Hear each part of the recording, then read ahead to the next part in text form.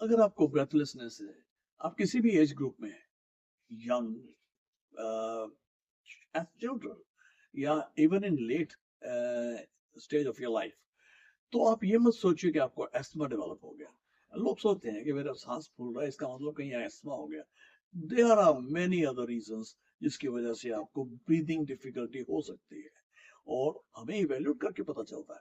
हाँ, अगर आपको वीजिंग भी साथ में हो रही है, ब्रीदिंग भी डिफिकल्ट है, और साथ में सीटी जैसी आवाज भी आ रही है, और खासकर अगर कोई पुरानी ऐसी हिस्ट्री है या फैमिली हिस्ट्री है, तब तो हम एस्थमा के बारे में स्ट्रेट में सोचते हैं। But we still have to prove that, क्योंकि और भी कंडीशंस एक दो ऐसी होती हैं जैसे जिसमें ऐसा हो सकता है। उसके अलावा हमें ये भी देखना पड़ता है कि कहीं अगर उस एज ग्रुप में हैं आप, रिस्क फैक्टर्स हैं आपके, कहीं हार्ट फेलियर में तो नहीं है उसमें भी। उसको आप कार्डियक एस्थमा कहते हैं।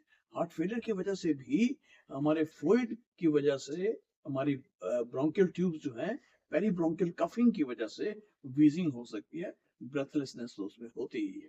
सो कोई इन्फेक्शंस हैं, निमोनियाज हैं, तो उस उन सब में ब्रीदिंग डिफिकल्टीज हो ही जाती हैं। लेकिन अगर इंटरस्टिशियल लंग डिजीज है, पल्मोनरी फाइब्रोसिस है किसी भी वजह से, तो उसमें ब्रीदिंग डिफिकल्टी धीरे धीरे धीरे धीरे बढ़ती चली जाएगी। तो ये मत सोचिए कि ऐसा ही हो सकता है।